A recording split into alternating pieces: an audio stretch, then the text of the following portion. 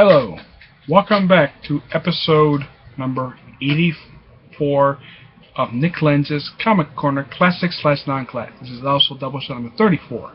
And in this episode we're doing X-Men The Hidden Years by John Byrne, volumes 1 and 2. First book has the first 12 issues of the Hidden Years ongoing series, plus the backup story from X-Men volume 2 number 94. Classic nostalgia factor for this book. It picks up right where issue 66 leaves off. And it also basically, for this book, there is an early chronological appearance of Storm. I don't know why she appears in this book, but she does. And yes, it's a thick book. And mainly the whole thing deals with Magneto and the Savage Land. Some of the stuff here takes a while just to get through. Yeah, it does. But it's still a good book, and I do enjoy John Byrne's artwork. You want an example of his artwork? Let's see, what's a good example of his artwork? Let's see. This is the first issue here. We look at the artwork. That is beautiful. Beautiful, crisp cut artwork. John Byrne was known for doing X-Men back in the 70s, so it made sense for him to do this. So, because this is perfect. This is a good thing that John Byrne did this. It's too bad that the series got canceled at 22 issues. 10 out of 10. Really good. Now, book 2. There we go. Where it has the last 10 issues of the ongoing series of X-Men Hidden Years, which is 13 and 22. The classic classic issues from the original issues. It has sort of a crossover with Fantastic Four issues 102, 104. Some of those issues, the issues that they cross over with, they take place around those issues. So basically, it kind of explains what the X-Men's role was during that entire event. It also has material from Yellow Claw number 2 and Amazing Doll Fantasy number 14. John Byrne does the artwork in here.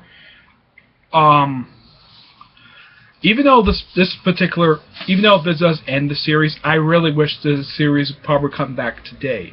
Though they did kind of bring back this series with the series X-Men First Class. Now I have no idea where the placements of these issues are, but this particular series has references to Steven Spielberg and Star Wars. So it could be a possibility that this series could take place. Well, they say, according to, I think it was this book, the X-Men have only been around, by the time the series ends, the X-Men have only been around for 3 years. And this is by story-wise. Even though they have been around for much longer than that, but if I want to see the series come back, I definitely want to see John Byrne doing the story again.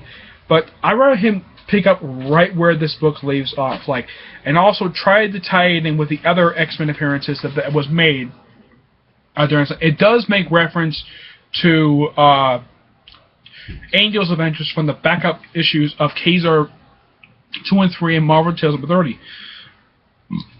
Excuse me. It makes reference to that, so we have stories take place right after that. However, you could have done basically stories where basically you referenced Beast's solo feature from Amazing Adventures, maybe some other appearances. Maybe if they did another series of this, maybe they can. I'm still hoping that this series will come back, because this series was so good. Classic X-Men fans probably loved this series. It's too bad that got canceled at 22 issues. Too bad. I wasn't reading it at the time, but I got a chance to read the trade. These are fantastic issues. If I want the series to come back, I want John Byrne doing the writing and the artwork in here, let's see, who does the artwork in here? Him along with let's see, Tom Palmer. Yeah, him and Tom Palmer doing the artwork for the series. Yeah, I want that creative team back. I want them to make references to the X-Men, some of these X-Men solo Avengers, like Beast's from Amazing Avengers, their appearance from Marvel Team number 4, Iceman's appearance in Amazing Spider-Man, stuff like that. yeah, do around that. Maybe you can have X-Men First Class kind of explain exactly where in chronological order those issues take place in. You know that the finals pretty much take place prior to the events of Giant Snake number 1. I do like the fact that all these X-Men wearing their costumes they were last seen in X-Men 66. So let's get close to a series. But it also has classic in it. So, like the previous book, 10 out of 10. Alright. That's it for this one. Stay tuned for next episode, which is episode 85, and it's a single shot. Just one book. Not 2, not 3, one book. See you all there. And continue watching this series. I will continue doing this series, even if there's nobody watching. Give or take. But I do appreciate people who actually watch these videos. Okay?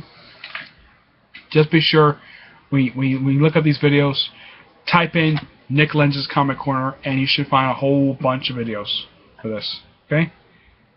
See you all next time. Bye.